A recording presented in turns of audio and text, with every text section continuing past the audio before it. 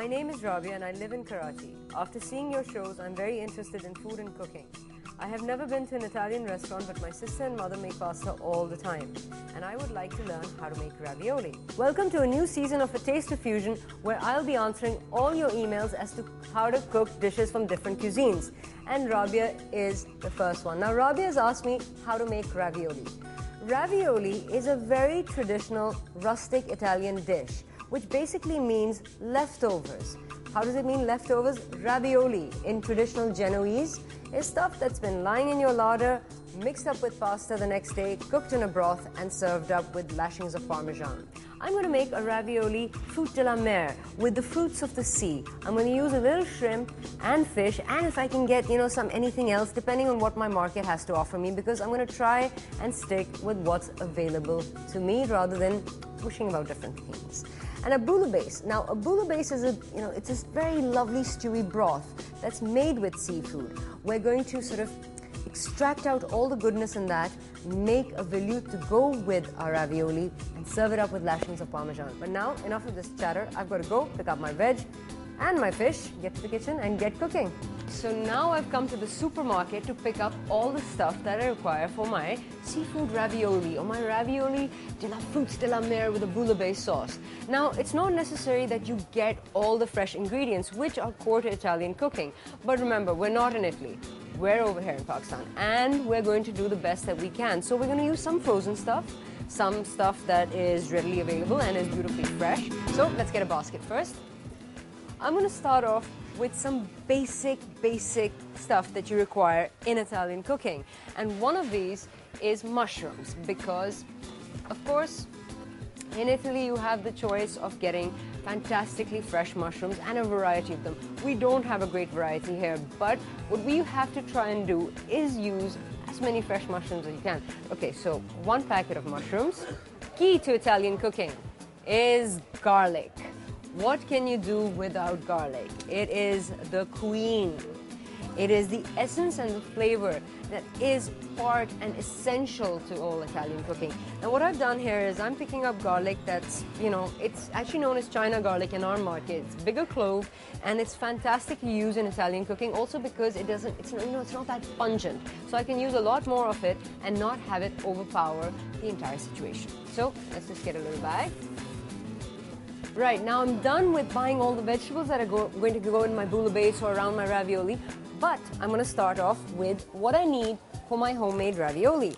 And for all pastas, the essential key is, water and flour, but in ravioli especially eggs, because not all homemade pasta have eggs that go into them. Next step is the type of flour that we're going to use. And here we are. Let's just pick up 1 packet of that. Now, the 4th main ingredient that goes into our homemade ravioli pasta dough is olive oil. It's key because I'm going to use it to lubricate the maida. Why? Because maida that we get here will make the pasta dough very, very hard.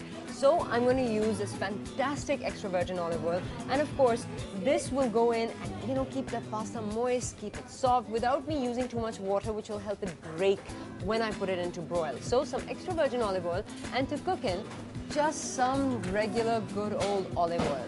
Something that's nice, something that's weighty, and will give a lot of fruity inclusion to my bouillabaisse. So, got my olive oils, and now it's time to pick up all the seafood that's going to go into our bouillabaisse and our stuffing.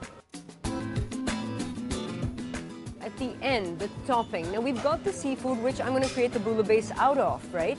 And the stuffing. But the last and the key ingredients that go into all Italian cooking are the different types of cheeses that are used.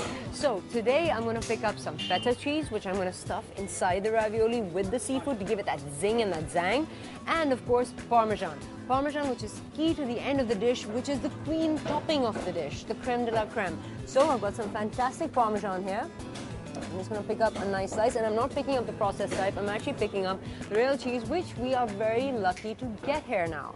So a nice lump of Parmesan, and let's pick up some fantastic feta cheese that we're going to put inside. Now usually they use ricotta in Italy. Ricotta is difficult to come by here, but you can use feta as a substitute. And that's it. We're done with our buying. Now we've got to get back to the kitchen, and I've got to start making this pasta.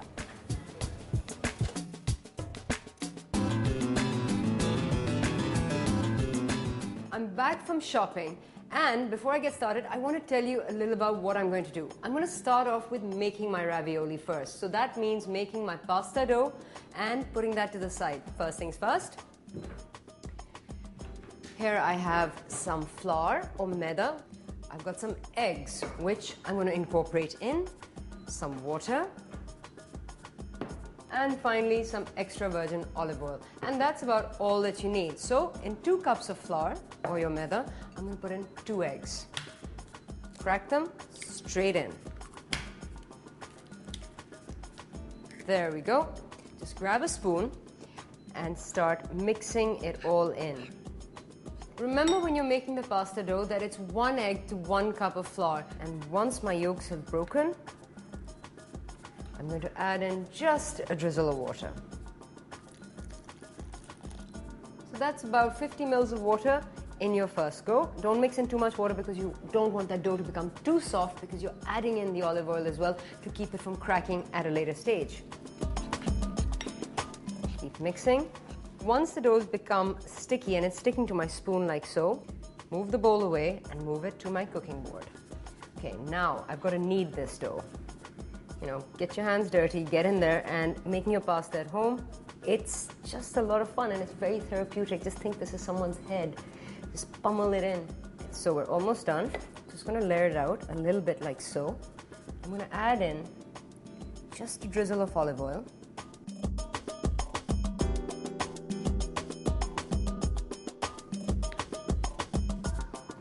And that's it. Right when it gets to this bit where it's just sticking to your knuckles instead of staying right there, add on a little bit more flour, turn it over, and make it into a round, lovely sort of mound like so.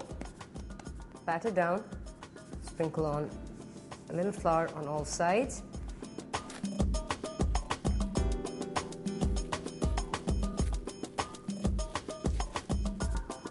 Make sure it's tightly sort of wound up, and pop it into your fridge for about 15 to 20 minutes while you make the bouillabaisse.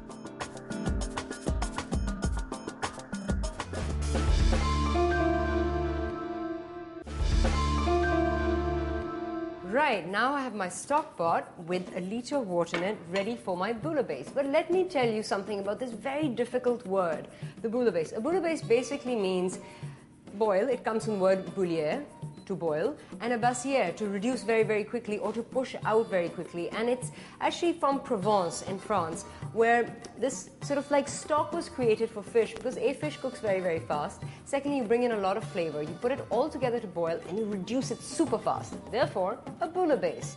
Now, to get started, I'm just going to turn the heat up, and so my water, or the bouillabaisse's stock water, starts boiling supremo fast.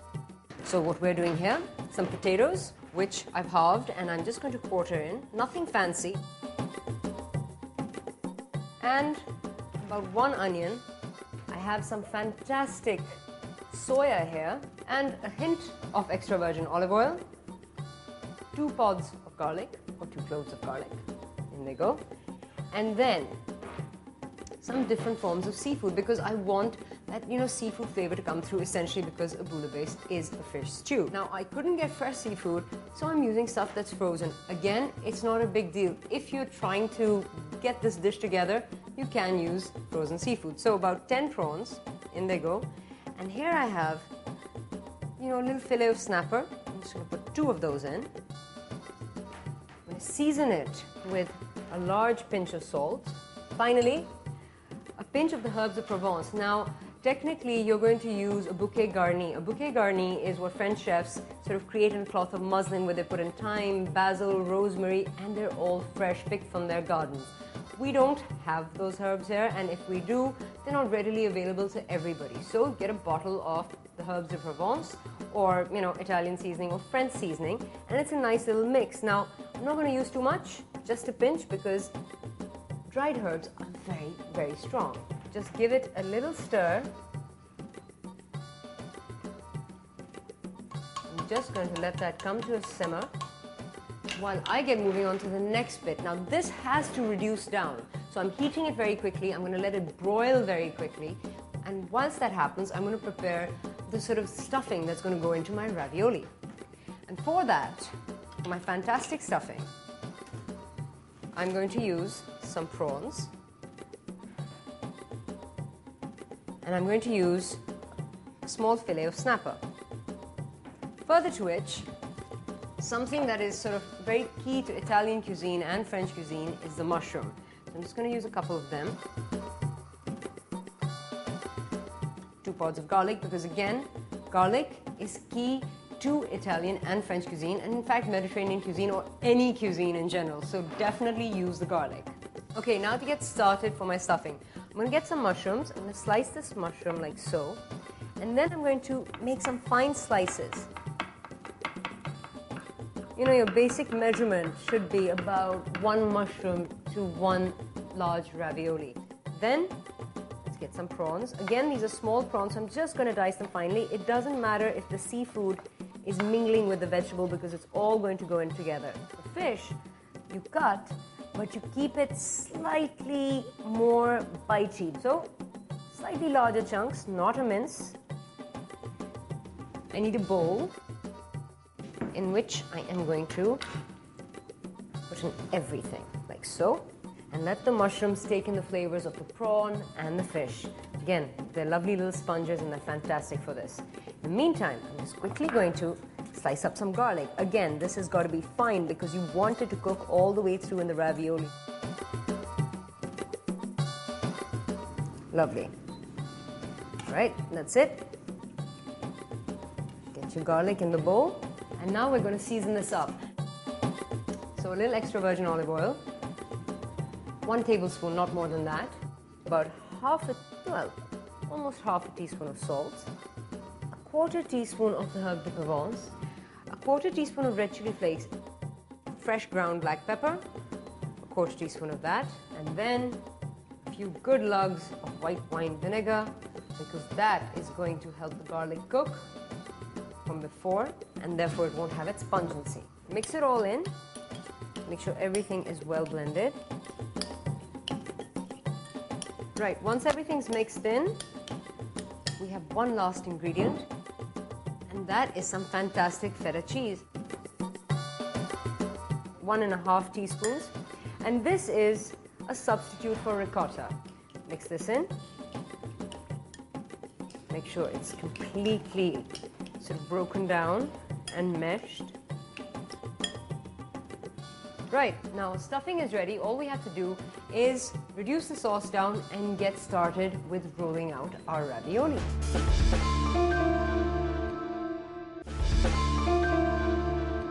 Okay, now to get started with the final bit. Here I have a lovely huge cooking pot, which I'm just going to pop here. In that I'm going to put my sieve, and then I'm simply going to turn out everything in my bouillabaisse and pour it through to catch all that extra dill and vegetables that might come out. Phenomenal. Get rid of this, and I'm just going to let this sit here and not let it heat any further because that's about the amount that I require. Now for our semi-final step. My dough has cooled slightly, and I am ready to get started with it. Then I'm just going to take part of it, sprinkle it with loads of flour. Make sure that there's tons of flour on my board as well. Flatten it, keeping it as circular as possible, kneading it out with my hand, and then roll it out. So it's quite thin now. There we go. Okay, so I'm just going to check it. I can see my fingertips through the base, and that means it's perfectly ready for the stuffing.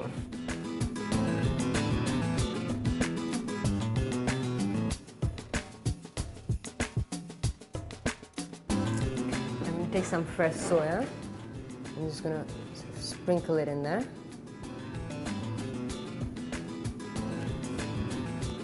And just a sprinkle of some freshly ground black pepper. It looks so delicious you could eat it right now, but I wouldn't suggest that. Then with your knife. Cut your dough in half. Before you do anything, make sure you wet the sides of the dough where your ravioli is resting, so it'll act like a little envelope when you make your parcel. Then just gently cover it. Make sure your dough is now meshed with the rest. Holding your knife down and a sharp knife, go all the way through and make little lovely squares. Make sure you do not break the center. Take a fork and squeeze through your edges like so.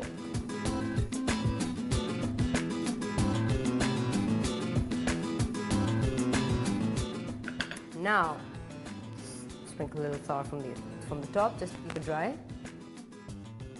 Next step, I'm going to transfer my stock to a stock pot. It's much easier to use, and frankly, ravioli always works better when it's really swimming in it. So, transfer your bouillabaisse into your stock pot very gently. Make sure you don't spill any around. Once the bouillabaisse has started, steaming up and it's become very, very hot, I'm just going to quickly pick up the ravioli, but very gently because I don't want it to break, using a flat spatula, like so, just layering it in, and be careful not to burn your hand.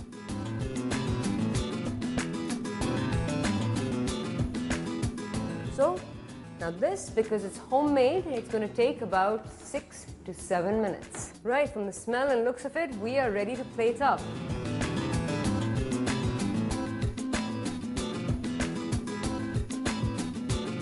Look at that, it's just gorgeous and delicious. So,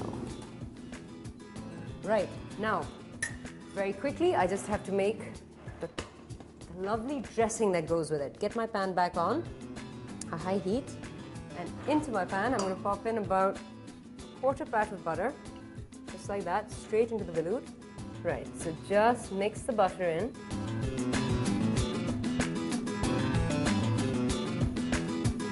Give it a nice stir. Now I'm going to add some last minute spices to this. Pinch of the herbs of Provence, but not too much. I'm just going to put in a pinch of black pepper now so it heats through and gives its kick. And the final touch, the squeeze of lemon, because what would good seafood be without lemon? Stir that in. Right, now I've just brought it to a quick boil. Just going to let it reduce very quickly. I think it's lovely and it's good to go. Just going to take it to the side. Grab myself a spoon.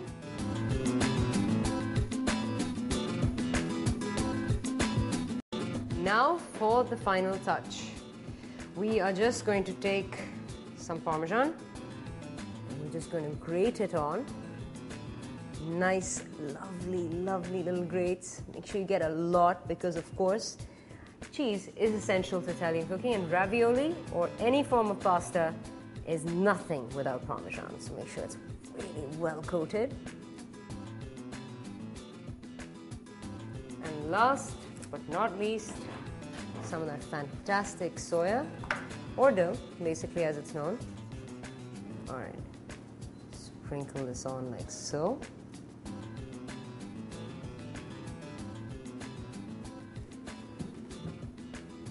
And just a little lashing of black pepper. And voila, there you have it. Okay, I've made the ravioli and it was just that easy. It is that easy to replicate cuisines from all over the world in your kitchen. Even if it's gourmet, it's not difficult for you to make. If I can make it, you can make it. Send me in your SMSs, your emails, contact me on Twitter or Facebook, and tell me what you want me to cook for you. And then keep watching A Taste of Fusion because it will be on your screens. So from me, till next week, take care. I'm going to tuck into my ravioli now, and I suggest you go and make some and do the same. Bye.